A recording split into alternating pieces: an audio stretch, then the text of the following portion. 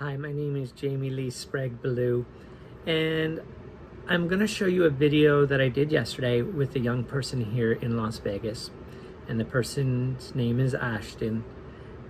And I did an interview with Ashton talking about the intersectionality of being trans and being Latinx. And so why I'm doing this part here is because you'll notice right now I am at home, but we did the interview inside my place of business, which is my church, Affirming God's People United Church of Christ, and the business of Las Vegas Trans Pride. We did the interview for two purposes. One is for my Latino study class with my professor, Todd Martinez, and also to load up onto my YouTube channel because I want to start doing more video blogs and doing some interviews with people within the community and stuff. And I want to do various people within the community, LGBTQ people, people of color, our struggles and everything like that. So I'm doing this video to start my collection off of doing my blog video on my YouTube channel. And so why I'm putting this segue before the interview yesterday is because during the interview I need to apologize because my phone cut off. When we were doing the interview, my phone rang, and I'm using my phone to record at the moment, and when it rang, it cut off the rest of the interview. So I only got 19 minutes of the interview that I did yesterday. So I apologize about that. It kind of cut off when we started getting into being Latinx, being Latino, Latina, and talking about spirituality, our religion, and especially in my family, I was raised Catholic, but it cut off, so I didn't get all of that. And there's a few other things I didn't get because the interview didn't finish. So you'll get 19 minutes of the interview, which there's substance there, and I think it should be useful. And I'm hoping the video still can be used in settings that brings awareness to the struggles of being trans, and while being trans, also the struggles of being Latinx, Latino, Latina, and the intersectionality of it, the struggles that we go through. What I thought within our Latino studies class this semester, we were missing that voice of a trans masculine person. Because when people think of transgender, they more or less think of trans female and not so much the trans masculine side of the transgender community. So I thought that would be important to add into Latino studies, is the voice of more of trans masculine men. So I hope to do more interviews with that too, that we can incorporate that into the Latino studies. So I'm gonna go ahead and switch from here to the interview yesterday I did at the church. So you'll notice right now I am home, and then when it switches into yesterday's interview, you'll see a different background because it's within the church setting and everything. So it'll be a different background. So again, I apologize for the technical difficulties that I had, but hey, that's the world we live in anymore, and I apologize about that. I hope this still can be a useful video for anybody that is interested in the intersectionality of a person of color who identifies, who is Latinx and identifies as trans. And for me, I am trans also, and I am a Puerto Rican person of color, Latina.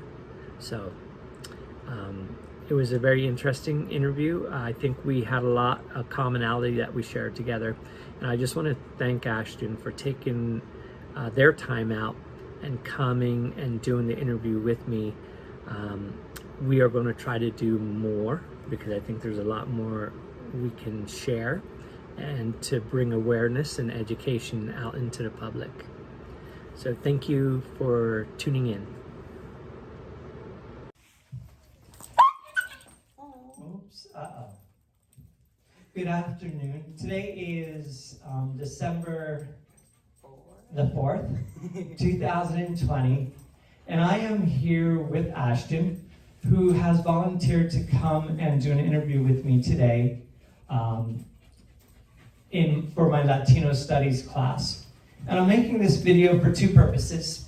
One is for the Latinos class that I'm in for Professor Todd Martinez at UNLV, and then also to load up to my YouTube page to bring awareness to Latino studies. But before I get too further into why I'm doing this, I would like Ashton to go ahead and introduce yourself and explain who you are and why this video is important for you to do. Yeah, thank you. So yeah, my name is Ashton. I use they, them, and he, him pronouns. I'm 21. I'm living in Las Vegas right now. Just like a little bit about myself. I study history. I mainly focus on like ancient Japan and ancient Africa. I recently did research on the perceptions of homosexuality in Eastern Africa after the HIV/AIDS epidemic. And, you know, I really like to focus on like my roots in terms of my identity, doing things that mean something to me at least, you know.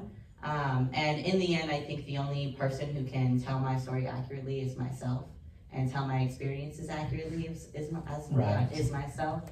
And so that's part of why I want to be here is like,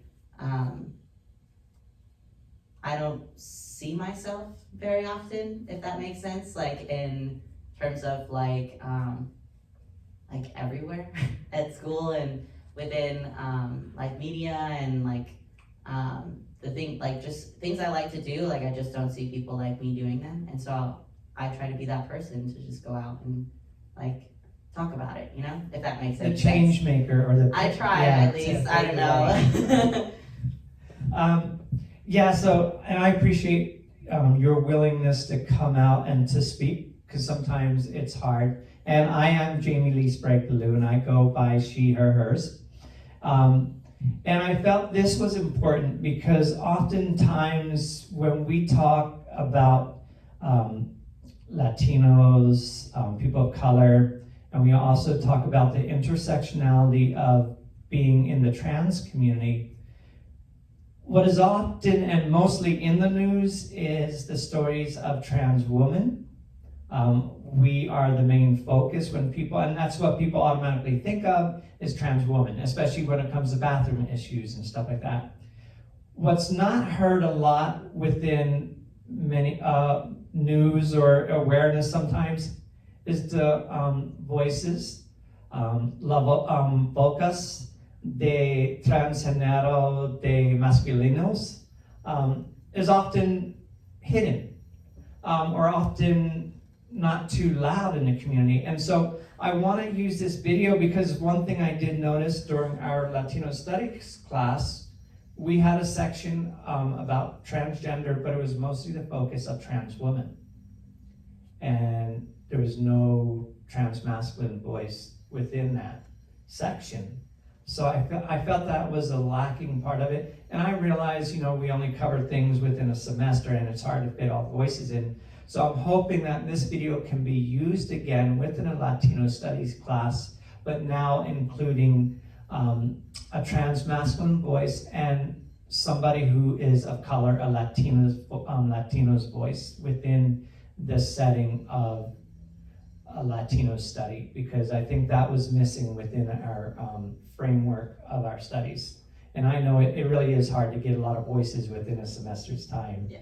But I just want to put this out as an option and for it to be a consideration to be used in maybe other classes that is taught on campus of UNLV and maybe other universities, that this can be used for within the studies when we talk about Latino studies and the intersectionalities of different people. So that's why this video was important for me, along with it's my final semester project that I'm doing. So I wanted to do this. So if you can enlighten me a little bit, what are some of the struggles of being Latino in the Latino community and the intersectionality of being trans? What struggles do you face? Yeah, I think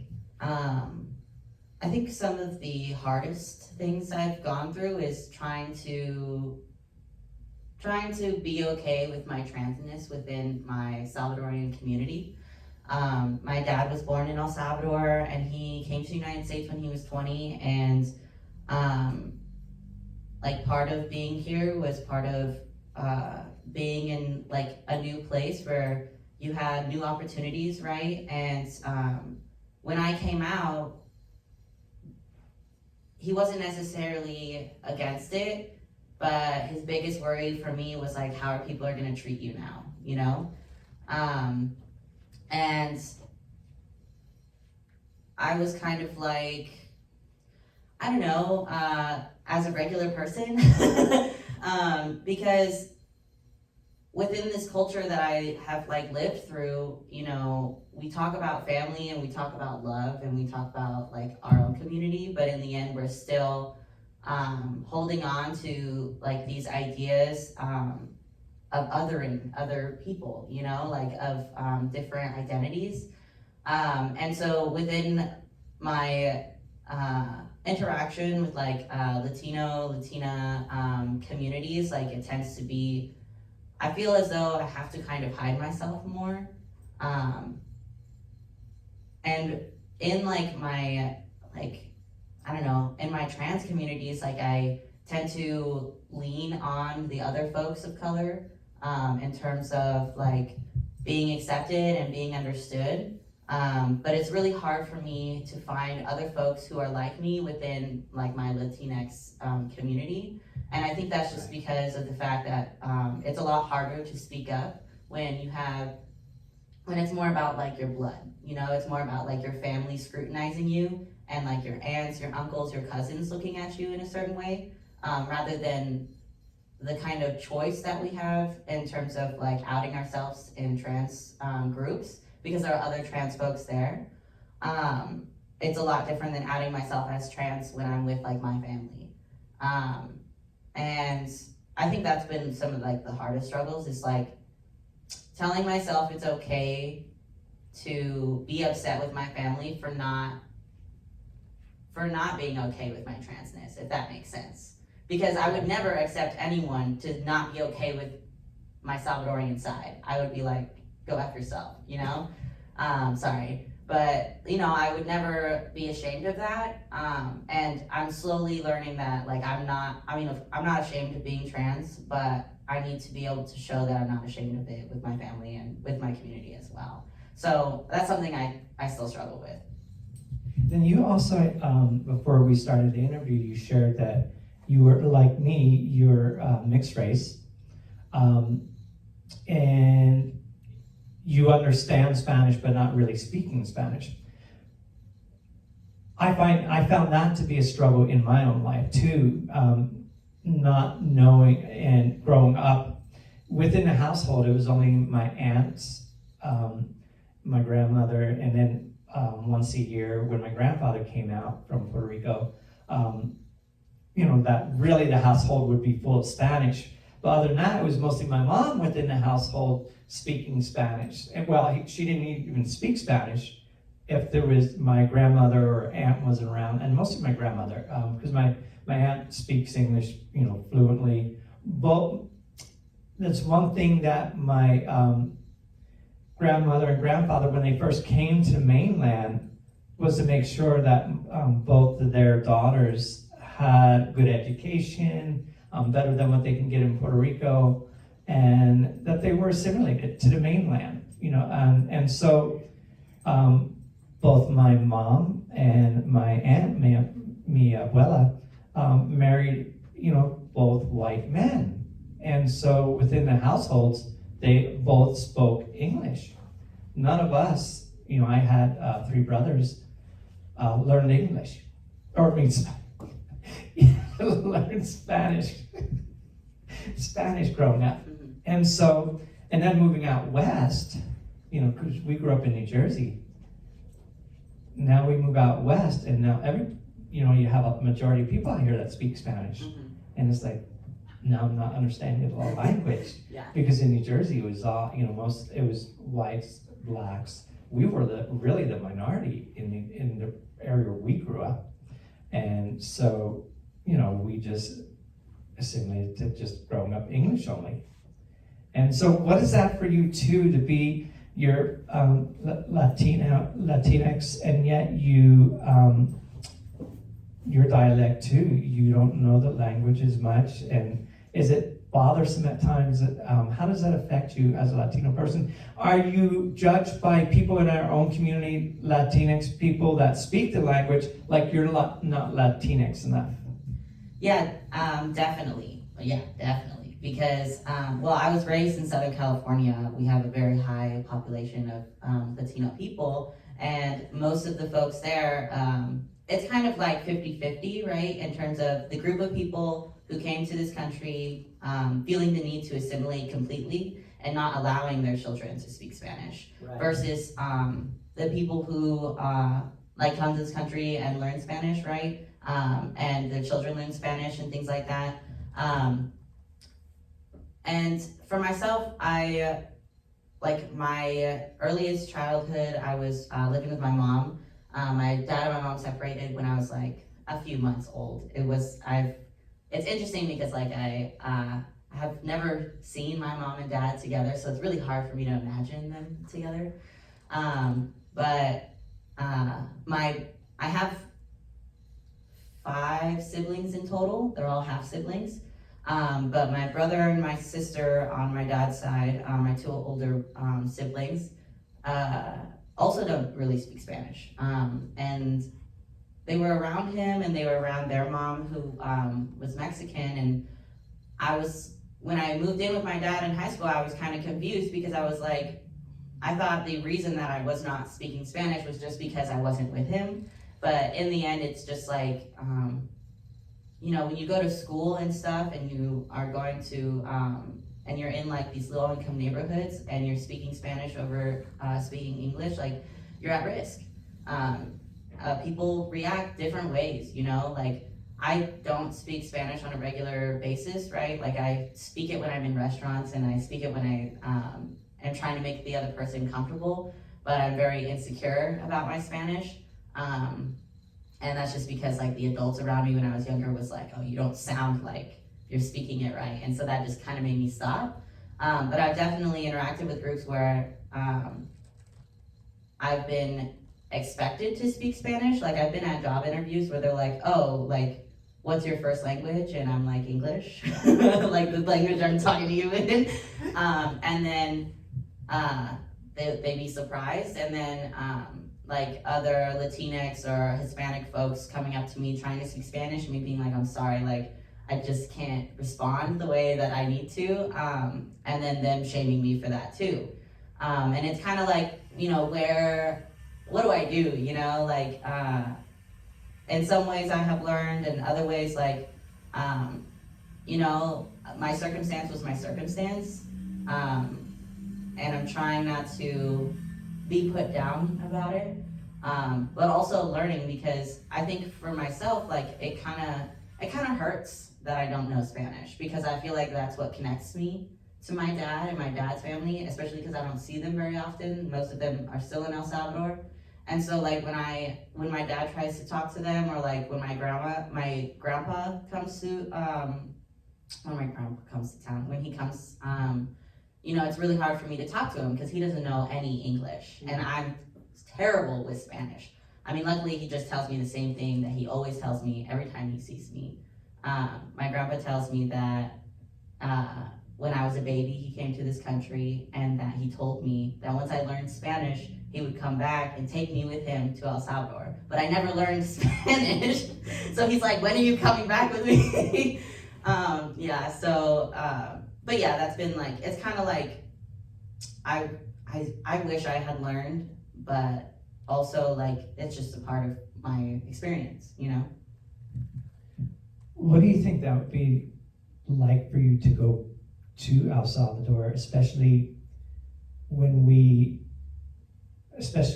as a person of color, Latinx, and being trans, when you see El Salvador as being one of the highest places for our dads, you know, as a person who is trans? What do you think that would be like if you were to go back? So I've been to El Salvador once, but that was when I was in high school. That was before coming out, and before any of the medical transitioning that I've done. And even being there as a woman, like I had to be very careful.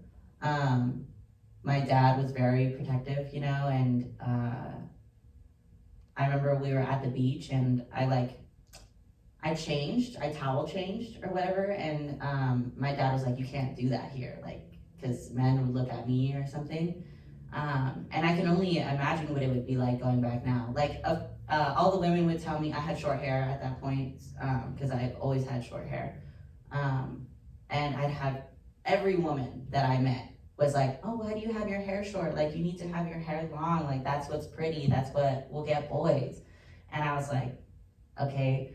But you know, that was just me not understanding and being a high school brat. But I don't know. I think going back now would be a lot different, especially because like my family would see me a lot differently. I think it's one thing I don't really know if any of them know that I'm out or anything, you know? So I think that in and of itself would be a really complex situation. How do you think that would go with your family seeing you? Would it be rejection or? In all honesty, like I'm not really sure because the only family that my dad really talks about is his mom and dad. His sister is here in the United States, and so like my tia, she has been very welcoming to me. She's always been very nice to me, and even in coming out, you know, she was always very supportive. But I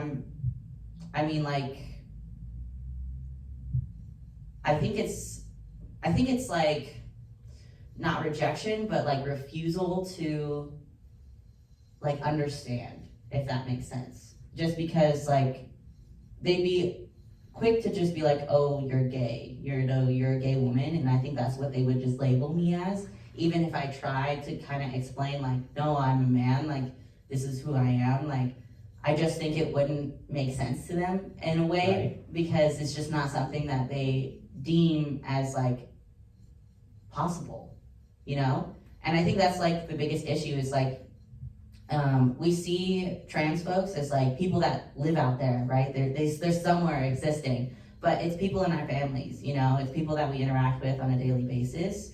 And I think that was like the hardest part about coming out to my dad was him and my stepmom always were very liberal in terms of like, oh, you know, we believe people should do what they want to do, live their lives, you know, and then I came out and it was a whole different story, right? Because it's my family that's doing this. It's my kid that's saying these things and thus gonna have to deal with repercussions because like there are repercussions to being trans, right? Like we have to deal with all kinds of bullshit. Right.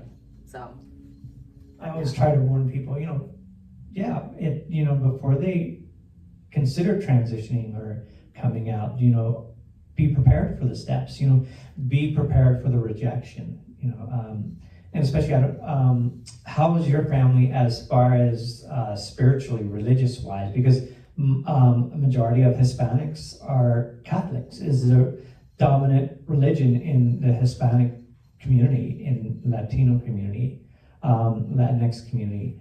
I was raised Catholic, and so, at first when I was younger, I served as an altar person, and I thought I was going to get into the priesthood. But then, as I got older and I was to make that choice, I realized that was going to be a wrong choice to do. So I didn't, and I never knew how I would come to serve until later in the years. how is that as far as being Latinx and being trans? What is your family religious makeup? So